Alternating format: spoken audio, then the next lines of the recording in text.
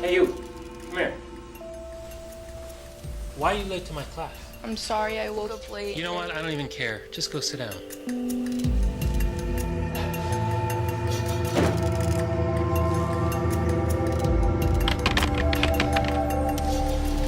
Anyway, the party was wild. The dude got blackout drunk, ended up falling off the table. So when we drove all the way to the hospital, we found out that he like actually died. Like his mom was sitting there and she was crying. It was like so crazy. But yeah, anyway, I want to go to another party now. Hold on. Hey, that's a cute sweater that you have. Yeah, anyway, do you want to come sit with us? Are you serious? No, I mean stay away from us.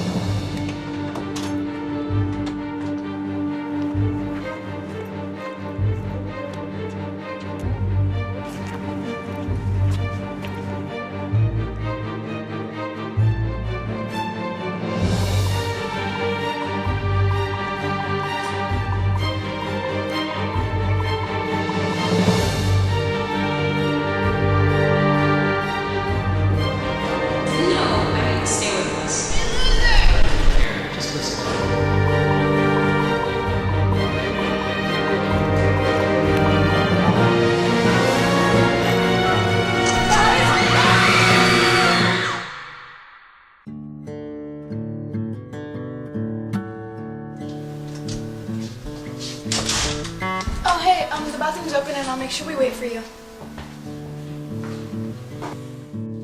I'm sorry I woke up late and I just had to walk to school. I understand, but listen, your grades are not good, so if you need help, just come talk to me, okay? I'll tutor you after school if you need it, whatever you need, okay? I'll think about it.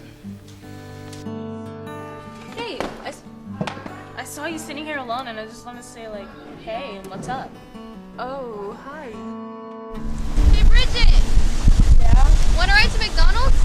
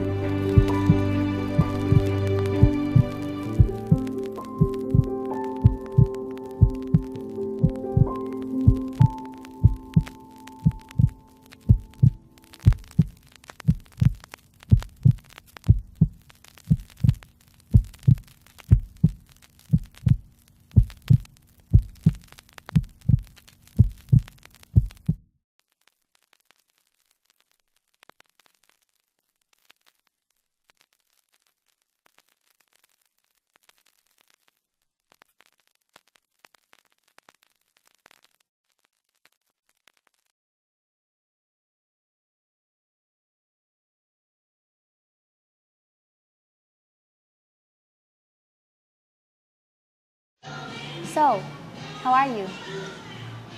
I'm okay. I'm okay. I'm always okay. I want to know why I'm not good. I do the math. I do the homework. I do the dishes. I do the laundry. I do what's expected. But still, why am I only okay? I have great friends. I have a great family. But I don't know what it's like to feel great. I'm happy with my life, but not okay with myself. What if I tried new things? Maybe I'll be great then. Maybe I'll be happy with myself. Right? Wrong. I tried new things. I changed my sense of style. That only made me feel like someone I wasn't. I ditched school. That only made me feel guilty. I hung out with new people. That only made me feel out of place. I got a tattoo. That only made me feel scarred. Hunter? Hunter, what is that? It's nothing. It's a tattoo, that's what it is. You've been acting so different lately. No, I haven't. Yes, you have. You've been dressing differently, you haven't been coming to school, you're not even hanging out with us, and now you have a tattoo? Yeah, but... But nothing. Do the math, Hunter. You're trying to be someone you're not. This isn't you. Get out. But Hunter... Just get out. Fine.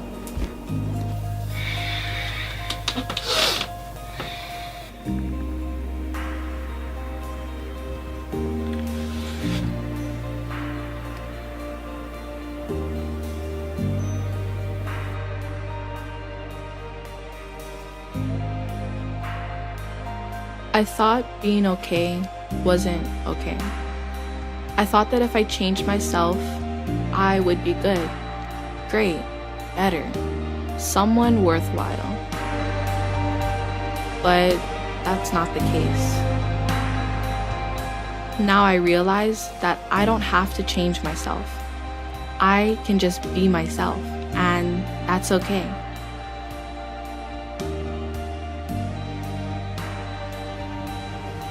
Hey, can I sit here? Sure.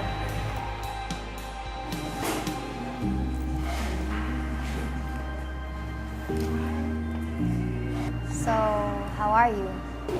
I'm okay, and that's okay.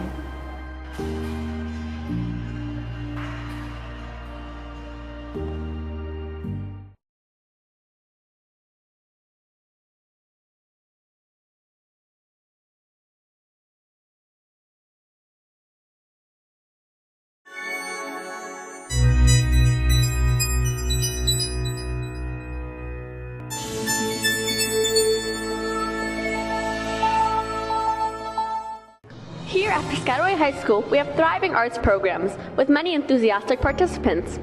I'm Dia Patel for Kid Witness News, and although our school might provide these artistic opportunities, the arts are not so widely accepted as a practical interest.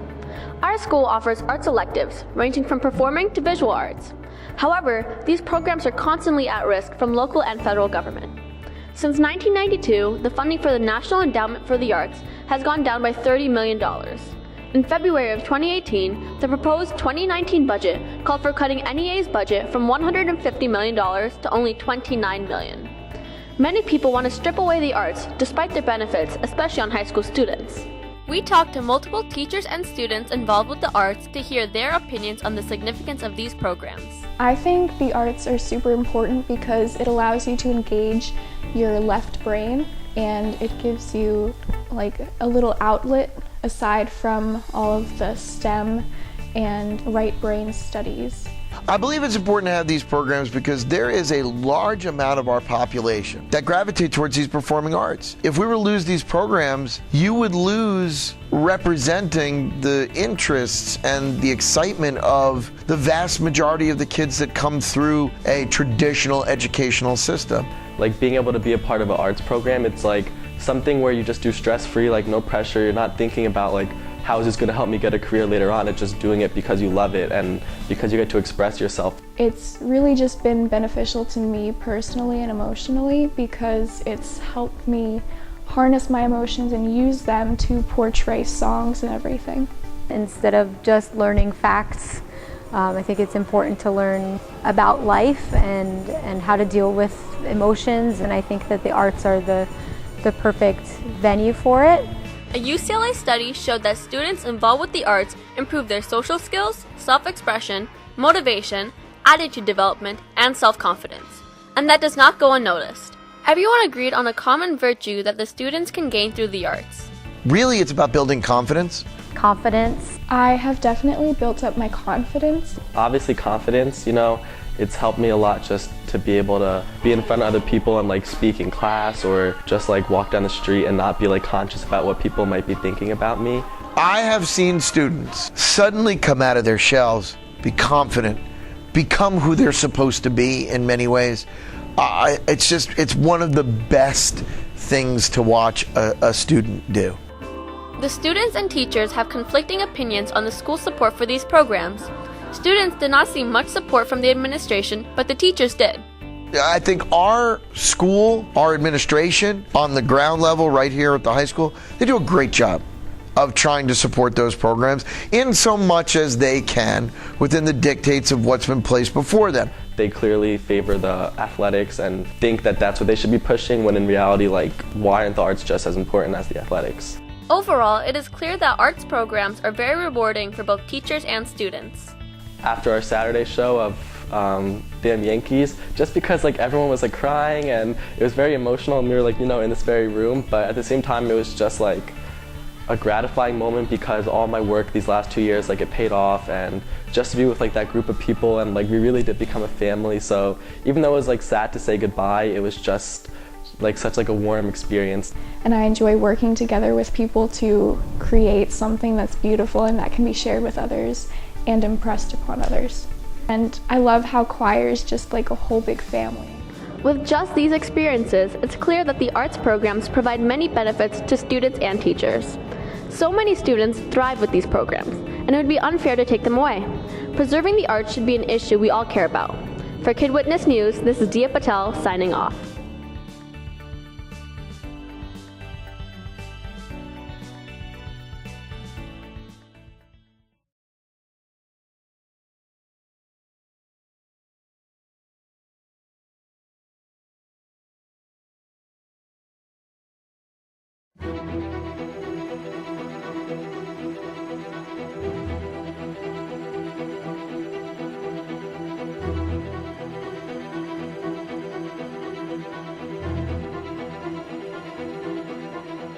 Tragedy. Devastation. Depressing. Scary. Horrific. Disaster. Very dangerous. Violent. Absolutely violent.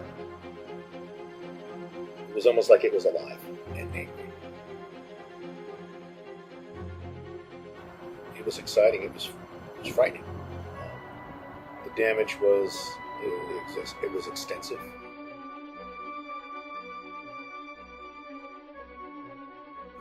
I don't think my house or the neighborhood or anybody in this town are ever going to be the same.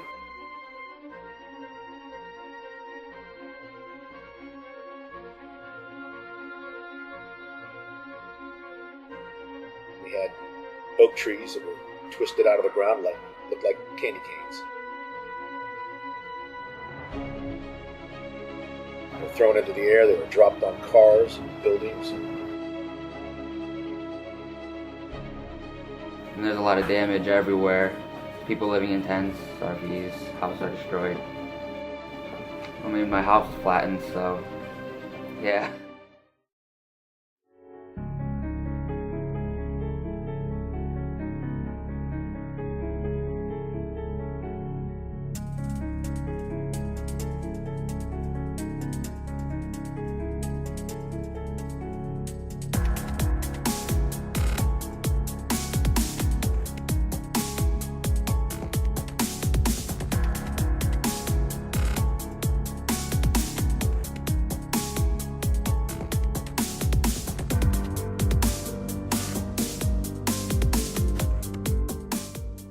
kind of threw it into a spiral.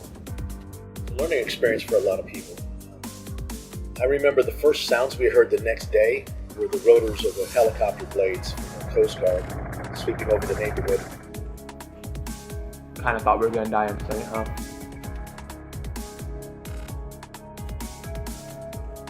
There was no Wi-Fi, there was no internet, there was no information, there was no phone. There was nothing. So my wife and I learned to camp for the next, say, 18 to 20 days. We learned how to camp. We haven't recovered to normal life. We still haven't recovered.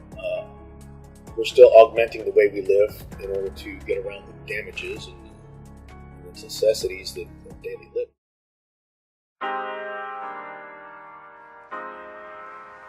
The National Guard came, and the power workers from all over the country.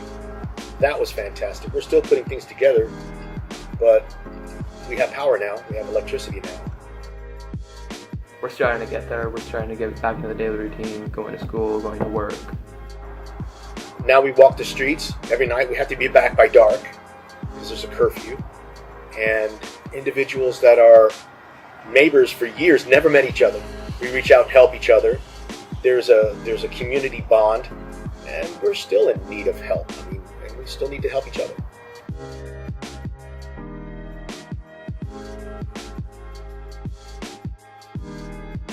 Okay, after about 3 hours, the truck is off the highway and into the driveway. Second phase of this job is now getting through these trees.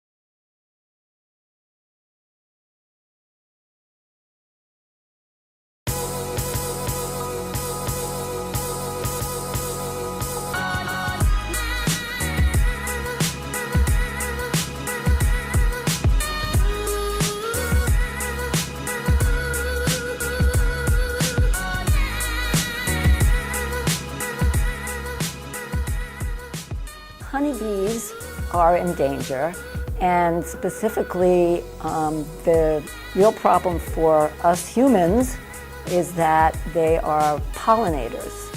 We love honey, but that's not their main role in agriculture. So a lot of honeybees are cultivated as domestic organisms, right? Just like we make cows to produce milk, we make honeybees to pollinate different agricultural products that we eat, like almonds, like tomatoes, like a lot of our foods. Last year was the first time that a bee made the endangered species list, and that's because it's no longer in New Jersey and in a lot of other states. We used to have this bee called the rusty patch bumblebee, and it also is a pollinator, but it's not domesticated. It's a wild bee. You guys that don't know, basically it's when a bee goes like from one flower to the other, right? That looks like they're just eating, right, to most people, but they're not eating. They're actually collecting pollen on their feet, and that pollen gets brought from one flower to the other, and that's how pollination happens, right? Pollination. So they go from flower to flower to flower, and that fertilizes the flower. So what kind of things do you think gets pollinated? What kind of fruits and vegetables and stuff? What do you guys think? Not everything. Well, a lot of things, yeah. But what kind of stuff that you use? What kind of fruit? Orange, maybe? You can say, yeah, whatever. Strawberries, yeah. What's that strawberry? Strawberries. That's a good one, Mike. What else? Strawberry. Anything with flowers? Blueberries? Blueberries. Blueberries. How many people here eat avocados? Avocado. Thank a honeybee. How many people here eat almonds? I love almonds. Thank a honeybee. Are you serious? For almonds? Right? Apples. You eat apples? Yes, apples. Yeah. Honeybees. I told you. I told you that I'm the apple. So, yeah, you know, a good percentage of the fruit and like tomatoes and all this other stuff that you guys eat is pollinated by honeybees, right? Honeybees are the biggest pollinating group of any insect. Without honeybees, and you know, I'll talk about why it's important to protect them. Without honeybees, guess how much you guys would be paying for one apple? $10, $11? Yeah.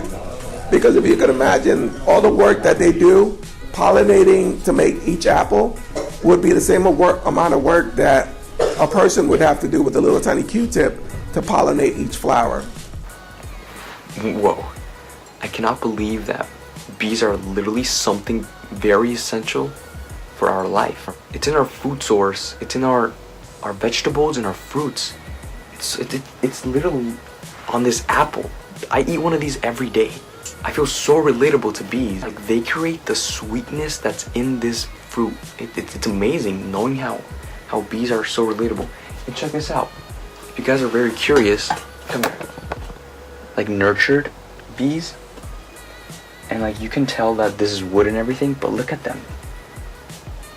They're just all contributing together to make the honey right there and put it in.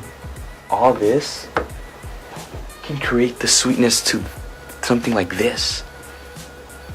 I can't believe it. This is so cool. I can really relate to bees now. Anyways, I hope you guys really have a good interest in bees also, because they're amazing, honestly. They're one of the biggest, most crucialist creature we need to have in this world. And if they die off, we are literally nothing. No more sweet stuff. Literally this. Amazing.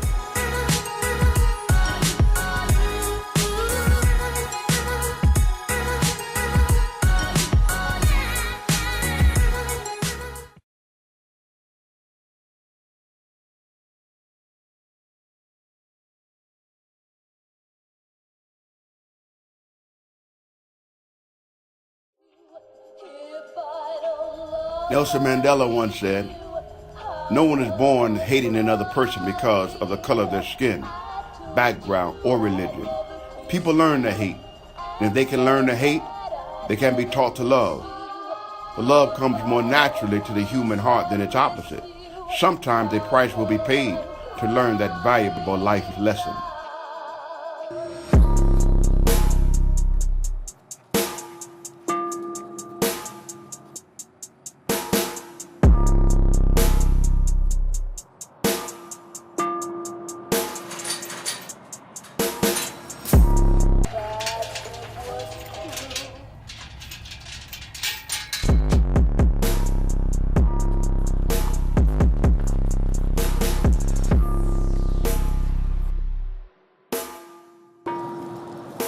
Y'all need to go back to where you came from. First, me and you gonna take care of some business. No, matamos a todos esos tontos negros.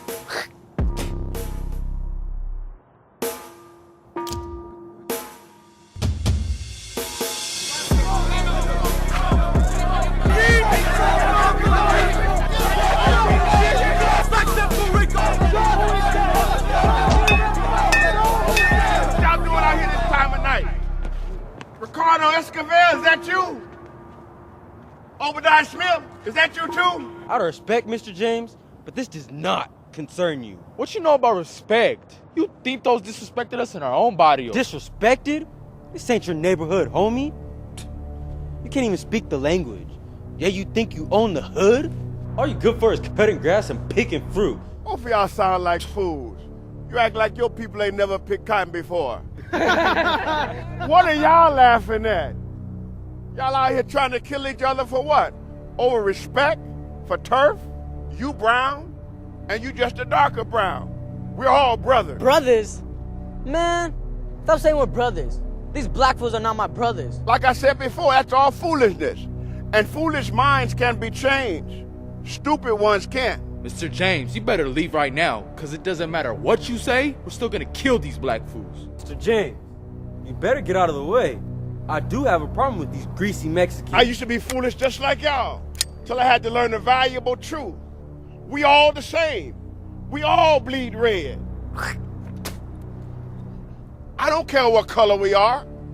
The only difference between us is what's in your heart.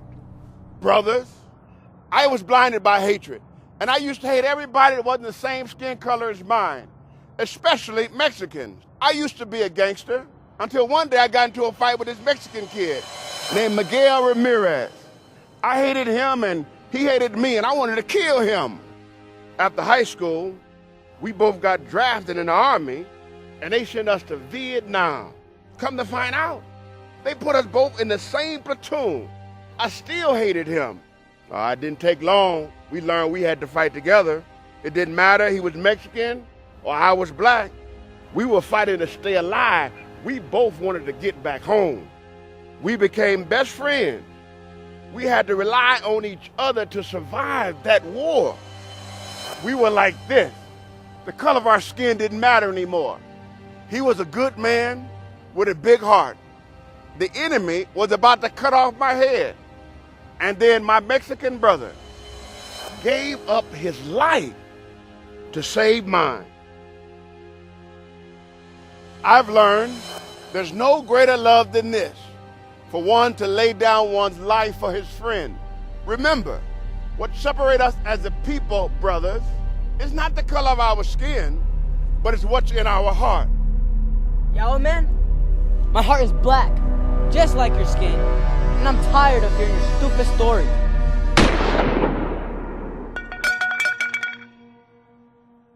Mr. James, how you doing? These two have been here all night. I told them family only. They say they're your brothers. My brother. You see, despite what you may think, or what the world tells you to think, our skin color shouldn't come between us. It shouldn't separate us. Because the truth is, brothers, we all the same. We all bleed red.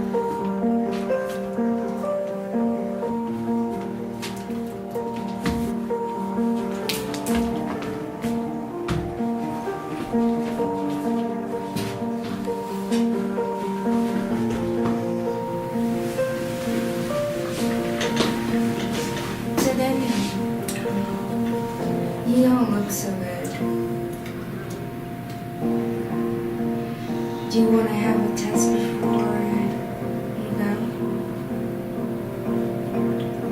Yes.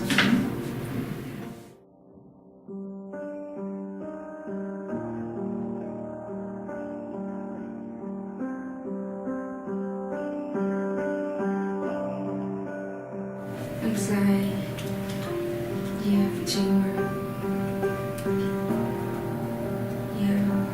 you have 2 weeks to live.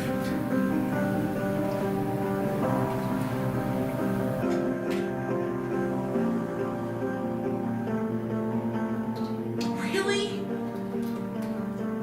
If I had, the first time I saw you, if I would have had an interpreter, I would have known what to do to survive. I would have known how to remove this tumor, the cancer. If you have another deaf patient like me and they have cancer, they would die without an interpreter. They might sue you.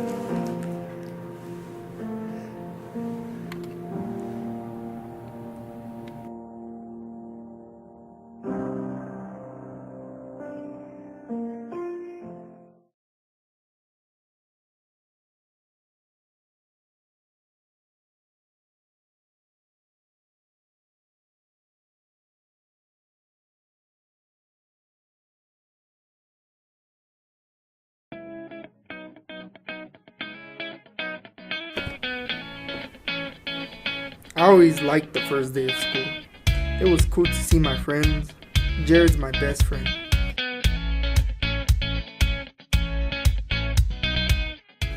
Well, there he is. That's Luis. They call him the dump truck. But only behind his back. He's a jerk most of the time. He's always looking for a fight. How did a guy in just 15 years get to be so mean? Dang, sucks to be him. Alright. I didn't know that this year I would be the one fighting back. This was one of the worst semesters I ever had.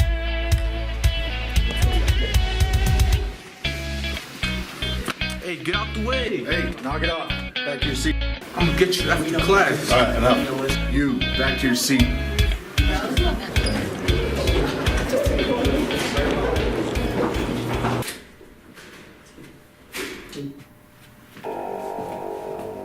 Look who's here.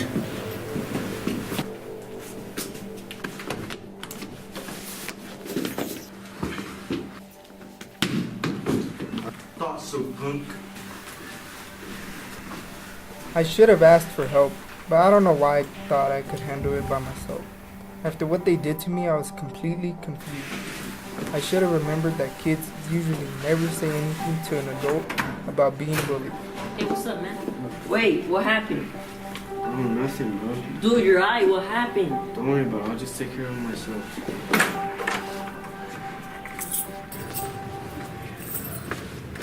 Hey, mister. Yes? I have to talk to you. Come on in. Alright. Thank you.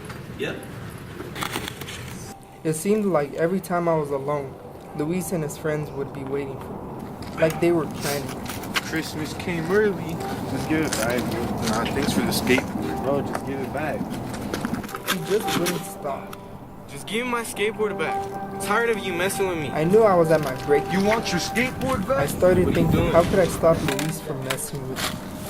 Deep down, I felt all alone.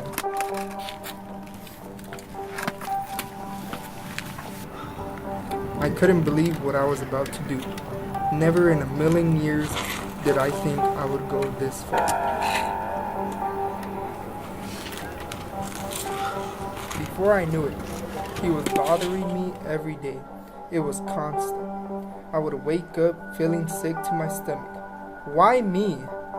How come I'm the one?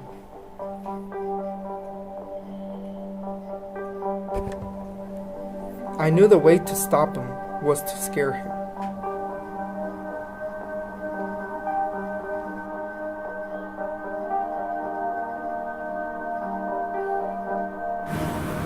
Look who's here. Hey, you missing your skateboard?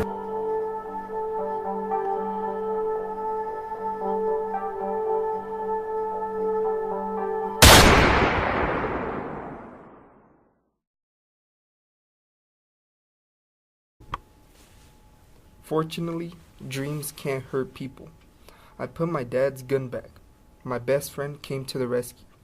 Tomorrow I meet with the counselor. He says he can help.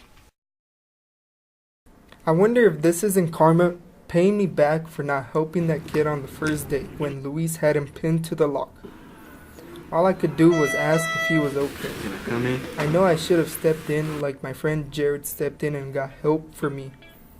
But I didn't. I won't let that happen again. Next time I see bullying or I get bullied, I'm going to tell someone what's going on. Remember, bullying is about the bully making a bad choice. It's not my fault or yours.